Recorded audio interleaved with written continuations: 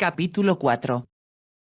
Desanimada, Hermia se dirigió hacia la casita de la señora Burles para entregarle el tónico que su madre le preparó. La mujer siempre la cansaba, algunas veces era, más o menos sensata, pero en otras su mente divagaba y hablaba sin cesar y de forma incoherente. Cuando cumplió con todas las tareas de la casa después del almuerzo, Hermia se había dirigido a toda prisa a la caballeriza en espera de dar otro paseo en Bracken. Para su desilusión ya se lo habían llevado. Por un momento su desilusión dio paso a la indignación porque la habían privado de algo que deseaba mucho. Entonces se conformó porque había sido muy afortunada al poder cabalgar en la mañana y creyó demasiado ambicioso el deseo de repetir el placer por la tarde. También sospechaba que Marilyn debió percatarse del tiempo que había pasado con el marqués y envió a recoger a Bracken para castigarla. Nuevamente se dijo que se dejaba llevar por su imaginación. Marilyn no podía tener ni idea de que no se había alejado enseguida como se le había ordenado. No obstante no lo lamentaba. Fue excitante charlar con alguien como el marqués aun cuando lo detestara. A pesar de que fuera cínico y se comportara de forma muy reprobable, debía reconocer su inteligencia. Además nunca había conocido antes ni imaginado un hombre más elegante. La forma en que se movía, cómo cabalgaba y el brillo casi enceguecedor de sus botas, pondrían en el futuro color a sus historias, aunque le asignara a él el papel de villano. Pensó en él durante todo el trayecto hasta la casita de la señora Burles. Cuando estuvo cerca, Ben Burles salía a la carretera. Él miró hacia el camino y debió verla, porque se alejó en dirección opuesta con actitud sospechosa, como si tuviera algo que ocultar. Supongo que planea alguna fechoría, pensó ella recordando las palabras de su padre. Llegó a la puerta y llamó varias veces porque la señora Burles estaba un poco sorda. La mujer atisbó por la puerta entreabierta para ver quién era.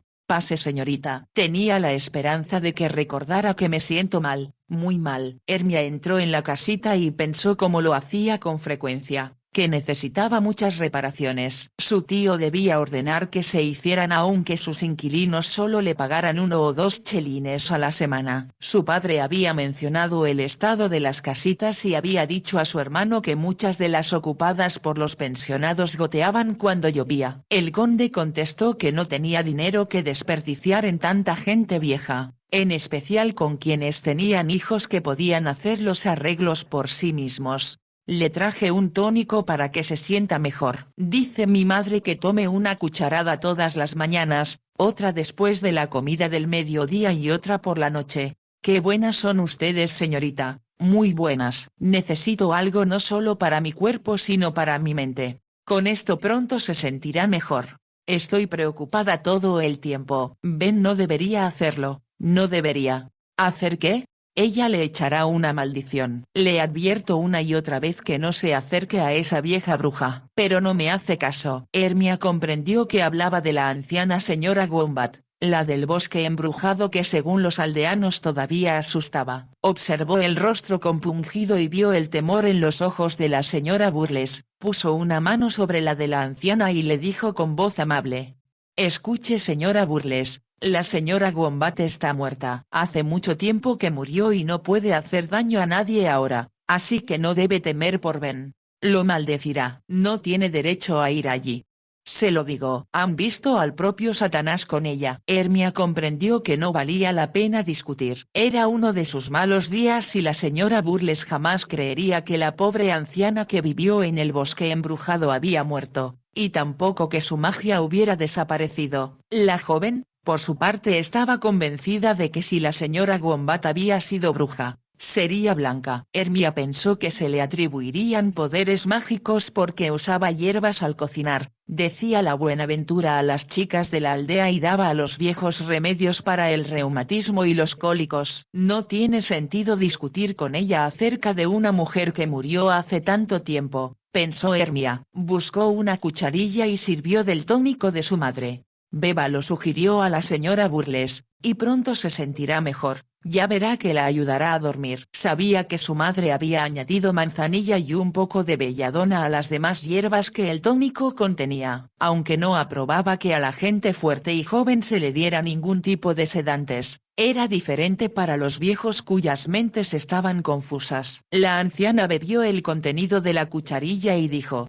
«Está muy bueno, deme un poco más». «No, es suficiente por el momento, pero recuerde tomar otra cucharada antes de acostarse». Dejó el tónico sobre la mesa mientras se despedía. «Adiós, señora Burles. Agradeceré de su parte a mi madre». Ya estaba junto a la puerta cuando la señora Burles dijo: «No le cuente a Ben lo que le dije». «Dice que todo lo que me comenta es secreto». «No, por supuesto que no», la tranquilizó Hermia. «Cierre sus ojos y olvídese de él. Espero que vuelva pronto para cuidarla». No pareció que le hubiese entendido y mientras Hermia abría la puerta, la escuchó musitar para sí.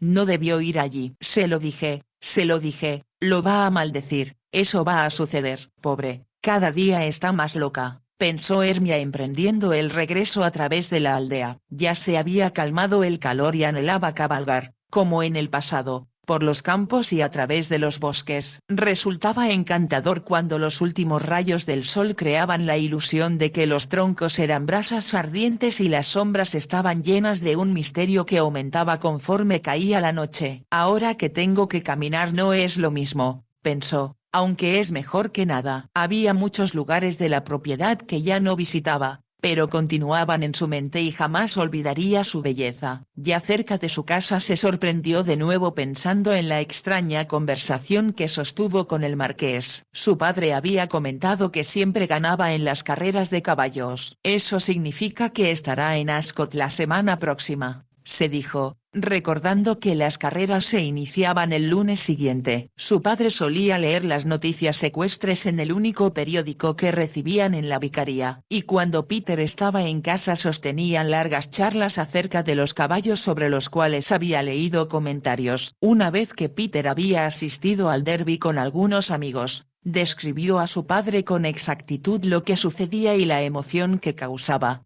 Más aún presumió: «Gané 5 libras». «Pudiste perderlas», indicó el vicario. «Lo sé, papá, y estaba muy nervioso por eso», admitió Peter con sinceridad. «Sin embargo gané, y con eso pagué todos mis gastos del día y me sobró un poco». Su padre sonrió como si lo entendiera. Hermia suponía que a su padre le habría gustado estar en Epsom con Peter y se preguntó si su hermano tendría oportunidad de ir a Ascot. Debía ser muy frustrante para él, pensó, saber que sus ricos amigos podían darse el lujo de acudir a todas las carreras, ya sea que viajaran desde Oxford cada día o pasaran la noche con un generoso anfitrión o en un hotel muy costoso. Sin embargo, aunque sentía pena por Peter, su vida era más excitante que la de ella. Se preguntó si alguna vez podría asistir a una carrera de caballos, a uno de los bailes que se organizaban después de cada uno de estos eventos, o tan solo viajar a Londres para conocer sus tiendas. Entonces rió con un dejo de tristeza. Todo eso estaba tan fuera de su alcance que no valía la pena inquietarse siquiera. Se apresuró a llegar a casa. Lo esperaban desde hacía más de un cuarto de hora y Nanny se quejaba de que la cena se arruinaba cuando el vicario llegó. Cuando entró en el vestíbulo su madre exclamó: «Mi amor, estaba tan preocupada». «¿Qué te entretuvo tanto tiempo?». El vicario besó afectuosamente a su esposa. «Te he dicho que no te preocupes». «Habría llegado antes, pero me detuvieron al llegar a la aldea». Se dirigieron al comedor y se sentaron a la mesa. «No creerán lo que sucedió», dijo. «Yo apenas si puedo creerlo». «¿De qué se trata?», preguntó la señora Brooke. «El marqués de Deveril desapareció». Hermia miró a su padre creyendo que había escuchado mal. «¿Cómo que desapareció, papá?». «Así es. Toda la aldea está en movimiento. Al parecer cuánto hombre hay en la propiedad ha salido en su busca». «Cuéntanos todo, mi amor», desde el principio pidió su esposa. «Yo mismo no lo entiendo bien». «Pero cuando venía a casa, no menos de media docena de personas me detuvieron para comentarlo y como todos hablaban al mismo tiempo parecían loros». Se detuvo para servirse la sopa que era de apio, su favorita. Hermia le suplicó: «Por favor, papá, continúa. Debemos saber lo que sucedió». «Bueno, parece que después del almuerzo mi hermano lo llevaba a ver el ganado que tiene en un campo en el lado norte del parque». Hermia sabía dónde era pero no interrumpió a su padre. Charlaban mientras cabalgaban sin prisa, cuando un sirviente llegó a galope para decirle que había llegado un visitante a la mansión que pidió ver al conde con urgencia y dijo que no podía esperar. El vicario se detuvo y tomó una cucharada de sopa antes de continuar. Por supuesto a mi hermano le molestó tener que regresar, pero como no se habían alejado mucho pidió al marqués que continuara solo y entonces regresó a la mansión. ¿Quién lo buscaba?, preguntó la señora Brooke. En la aldea no lo saben, pero dicen que John se detuvo solo unos minutos en la casa antes de regresar a donde había dejado al marqués. ¿Y entonces? ¿Qué sucedió?, preguntó Hermia agitada. Ya no pudo encontrarlo. ¿Qué quieres decir?, preguntó su esposa. Eso, no había rastros del marqués y sin entender lo que había sucedido, John regresó a su caballeriza. Hizo una pausa dramática, casi como si disfrutara de mantenerlas en suspenso, mientras tomaba un poco más de su sopa. Mi hermano acababa de llegar a la caballeriza cuando, asombrado, vio llegar a galope el caballo que montaba el marqués, sin jinete. Yo pensé que era un excelente jinete, exclamó Hermia. Y lo es. Incluso he oído decir que presume de que todavía no nace el caballo capaz de tirarlo. En esta ocasión debió encontrarse con uno que sí lo hizo, comentó la señora Brooke. Por supuesto, eso fue lo que supusieron John y todos los demás. ¿Entonces qué sucedió?, inquirió Hermia. Tu tío ordenó a todos los palafreneros que salieran a caballo a buscar al marqués. ¿Y lo encontraron?, preguntó su esposa. No hay rastro de él. Es imposible, exclamó Hermia. Debe estar en algún lado y no muy lejos. En cuanto termine de cenar iré a la mansión para ver si puedo ayudar en algo. Según Wade, que es un hombre de fiar, se le ha buscado toda la tarde, pero no lo encuentran en ninguna parte. Hermia y su madre conocían a Wade y sabían que no era de los que exageraban. Sí, por supuesto que debes ir. Parece increíble que no lo encuentren, observó la señora Brooke. Opino igual que tú, pero Wade me dijo que buscaron en todas partes. Sonrió y añadió.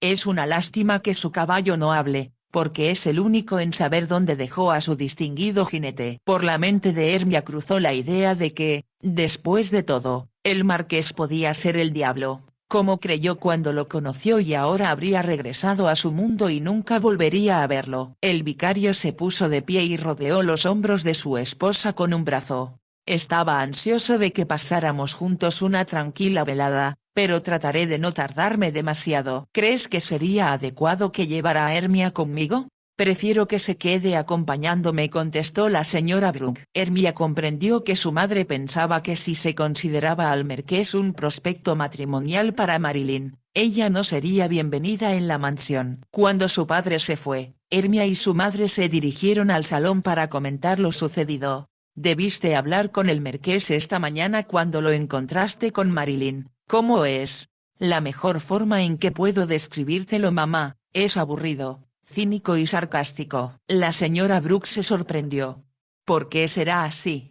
Supongo que lo ha echado a perder su éxito en todo lo que emprende, mamá. ¿Crees que Marilyn está enamorada de él? Está muy ansiosa por casarse con él y por supuesto eso complacerá mucho a tía Edith. Sí, claro, respondió, y Hermia no tuvo que explicarle nada más. Eran cerca de las 11 de la noche cuando su padre regresó y ambas se pusieron de pie con ansiedad. ¿Alguna noticia, papá? Ninguna. Es algo inexplicable y nunca había visto a John tan agitado antes. ¿Y Edith? No tuvo tiempo para hablar conmigo, como puedes imaginar, pero me informaron que Marilyn está tan perturbada que la hicieron guardar cama. Debe ser terrible que suceda eso a uno de los huéspedes de la casa de uno, sea quien sea, comentó la señora Brooke. ¿No podemos hacer algo para ayudar? Nada, excepto rezar porque no lo hayan asesinado para robarle el dinero que llevaba. El vicario hizo una pausa y después agregó. Supongo que no debería mencionarles esto, pero John está seguro que debe ser obra del presunto heredero del marqués, Roxford Deville. ¡Qué extraño nombre!, murmuró Hermia. Deville, el apellido de la familia, es de origen francés. Creo que son originarios de Normandía y vinieron en tiempos de Guillermo el Conquistador, explicó su padre. ¿Crees que él haya asesinado al marqués?, preguntó incrédula su esposa. Yo no lo creo, sería demasiado evidente. Pero según John, Hay una gran enemistad entre ellos. El marqués ha pagado las deudas de Deville docenas de veces y en fecha reciente se negó a hacer más por él. ¿Si se deshace del marqués heredará su título y su fortuna?, preguntó Hermia. Si no lo arrestan por asesinato y lo condenan a la horca, siendo el principal sospechoso, sería tonto que lo hiciera, indicó Hermia. Tienes razón, queridita. Y es por eso que no creo que hayan asesinado al marqués. Debió caerse en algún lado tan lejos que no han podido encontrarlo. John enviará de nuevo a todos a buscarlo en cuanto amanezca. Se levantó de su silla mientras añadía: ¿cómo se espera que yo vaya con ellos? Me retiraré a dormir y gracias, mis amores, por esperarme levantadas. Subieron juntos y Hermia los besó con afecto y enseguida se dirigió a su dormitorio. Era pequeño, pero su madre lo había arreglado con buen gusto y en él se encontraban todos los tesoros que coleccionaba desde niña. Algunos de los adornos de porcelana se los había regalado Marilyn y al verlo sintió pena por su prima. Debe estar muy inquieta por perder al hombre con quien desea casarse, murmuró. Al mismo tiempo, su intuición le indicó que el marqués no tenía intenciones de casarse con Marilyn y estaba al tanto de que ella intentaba forzarlo a declararse. No comprendía por qué lo sabía, pero le parecía tan claro como si alguien se lo hubiera comprobado. Pobre Marilyn, pensó compasiva. Se sentirá muy desilusionada. Pero es tan bonita que sin duda cuando vaya a Londres muchos otros le ofrecerán matrimonio. Tal vez no serían tan importantes ni tan ricos como el marqués, pero había muchas posibilidades de que fuera más feliz con un hombre menos despectivo hacia todo en la vida. Dejó las cortinas abiertas y desde su lecho veía la luna y las estrellas. Había luna llena y recordó que los aldeanos pensaban que era cuando las brujas viajaban en sus escobas. De pronto lanzó una exclamación y se sentó en la cama. Si su tío tenía razón y el malvado heredero del marqués lo había asesinado, ella sabía dónde ocultarían el cadáver quienes realizaran ese acto tan perverso. Nadie que viviera en la aldea o en la propiedad se atrevería a buscarlo en la casita de la señora Wombat, situada en el centro del bosque embrujado. Todos sentían profundo miedo, aunque ya estaba muerta, de que su fantasma rondara el lugar donde había vivido, y creían que en las noches de luna salía a bailar con Satanás. Ni siquiera Wade, tan sensato, se acercaría a la casita. Allí debe estar, se dijo Hermia, y aunque estaba segura de tener razón debía asegurarse. Tal vez tenía que decirle a su padre, pero entonces insistiría en ir con ella y haría el papel de tonta si se equivocaba. Y él le preguntaría por qué se interesaba tanto en el marqués. Sería mucho más sencillo sugerir en la mañana que buscaran allí. Por alguna razón que Hermia no pudo explicarse, sintió que debía buscarlo ya en ese momento, y que era importante no esperar. Salió de la cama y se vistió. Se ató el cabello con un listón y se puso un chal ligero sobre los hombros por el frío de afuera. Con toda precaución abrió la puerta de su dormitorio y bajó de puntillas y descalza por la escalera. Con sus zapatos en la mano, salió por la puerta trasera de la cocina para que no la escucharan sus padres que dormían en el dormitorio principal que daba al frente de la casa. Se puso los zapatos y caminó a través del jardín que daba al camino principal. No era probable que alguien la viera. Nanny y sus padres se habrían asombrado de que saliera a esa hora de la noche. Para acortar camino, saltó el muro, como lo hacía con frecuencia y se dirigió hacia el bosque embrujado. Era el más cercano a la aldea, por lo que muchos años antes la señora Wombat se había construido su casita allí. Fue en tiempos de su abuelo, que por lo que sabía había tenido un carácter similar a su padre, bondadoso con todos los que vivían en sus tierras. Al llegar al bosque, Hermia se preguntó si serían ciertos los relatos de los aldeanos. Tal vez a la luz de la luna podría ver extrañas escenas y escuchar entre los árboles la música con la que bailaban las brujas. Se dijo que aún así no le harían daño, porque los duendes y hadas que eran sus amigos desde pequeña la protegerían de todo mal. El bosque estaba hermoso a la luz de la luna y era imposible creer que existiera nada diabólico entre tanta belleza. Las estrellas brillaban como diamantes en el cielo y, si había música, esta surgía de su propio corazón y de los árboles. Cualquier otro ruido imaginó que lo hacían los gnomos que vivían en las raíces de los árboles o las ardillas que anidaban en las copas. Era largo el camino hasta el centro del bosque, pero ni al acercarse a la casita de la señora Wombat sintió miedo. Vio el estanque cercano donde la mujer solía asearse. Era muy bello y sus quietas aguas reflejaban la luna y parecían esconder misteriosos secretos. Justo atrás, semioculta por los arbustos, se hallaba la casa. Le sorprendió que estuviera tan bien conservada, ya que nadie había vivido allí desde hacía mucho tiempo. Cuando estuvo más cerca, pudo ver con claridad que las dos ventanas a los lados de la puerta habían sido tapiadas y se preguntó quién se habría tomado el trabajo de hacerlo. Alguien que no temía la maldición de la bruja debió ocuparse de proteger la casa contra intrusos. Pensó que podría haber sido hecho por instrucciones de su tío, pero se dijo que era improbable. Lo conocía y estaba segura que diría que por él la casa podría derrumbarse y cuanto más rápido mejor. Entonces,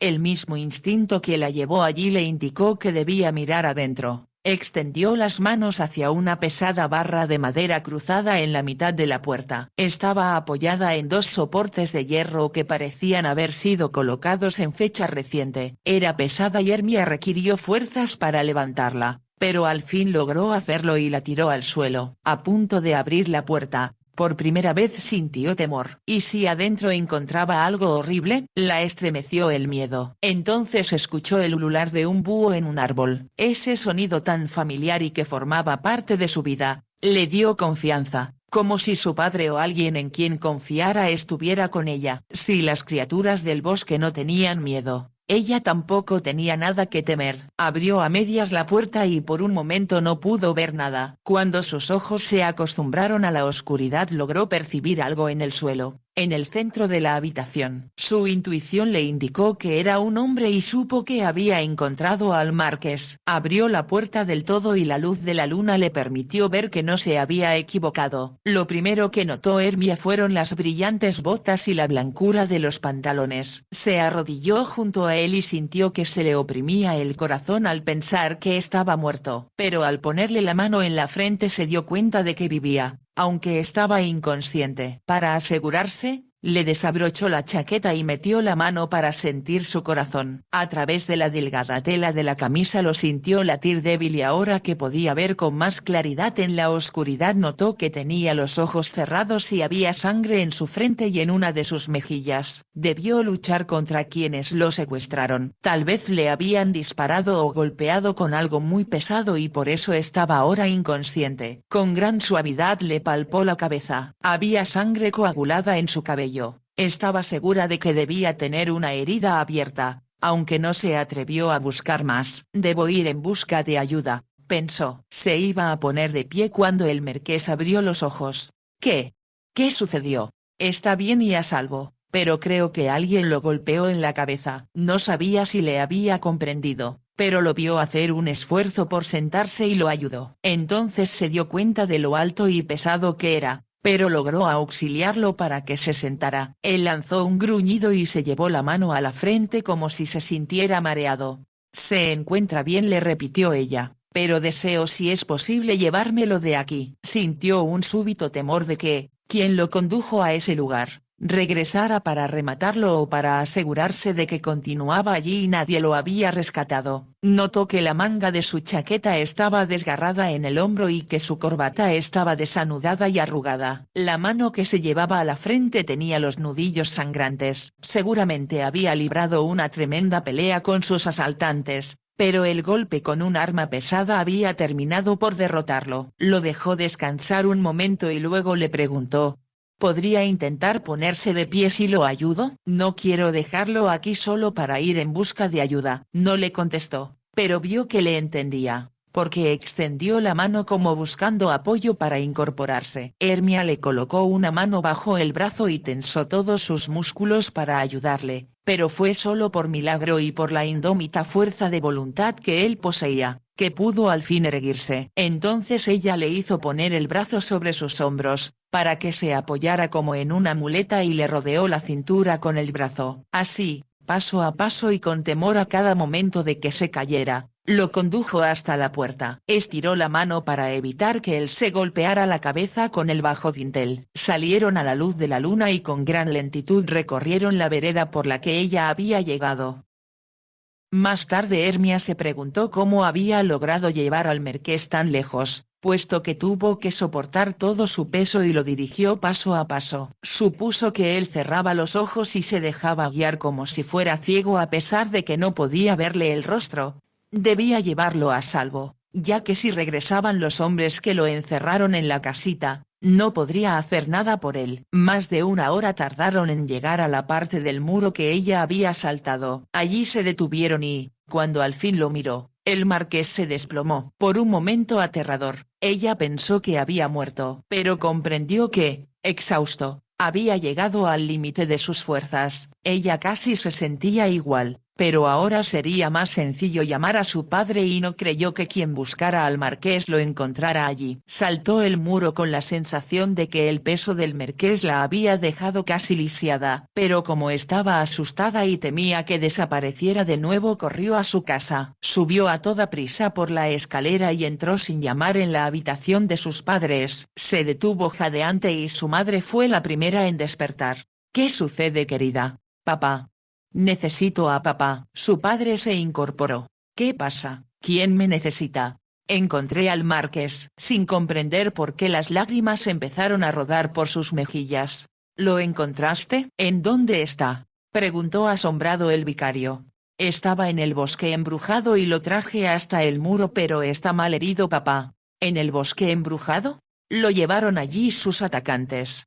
Lo golpearon en la cabeza pero está vivo». «Ve a llamar a Nani mientras nos vestimos», indicó su madre. «Dile que necesitaremos agua caliente y vendajes». Hermia acudió a cumplir la orden y cuando despertó a Nani y le explicó lo que sucedía, ya su padre bajaba por la escalera. «Muéstrame dónde está». «Supongo que podré traerlo». Por primera vez, Hermia sonrió. «Yo lo traje desde la casa del bosque hasta el muro. Es obvio que por magia, pero yo tendré que hacerlo con medios más humanos». Los dos se rieron mientras Hermia lo conducía a donde dejara al marqués. Entre los dos lo llevaron hasta la vicaría. Estaba inconsciente y más tarde, Hermia pensó que solo porque su padre era muy fuerte logró trasladarlo solo con su ayuda. Su madre y Nani ya habían preparado la cama en la habitación de Peter. También tenían listos agua caliente, vendajes limpios y las preparaciones de hierbas y miel para atender las heridas del marqués. Indicaron a Hermia que saliera para desvestirlo y acostarlo. Cuando le permitieron verlo, estaba muy diferente. Con los ojos cerrados y un vendaje en la cabeza,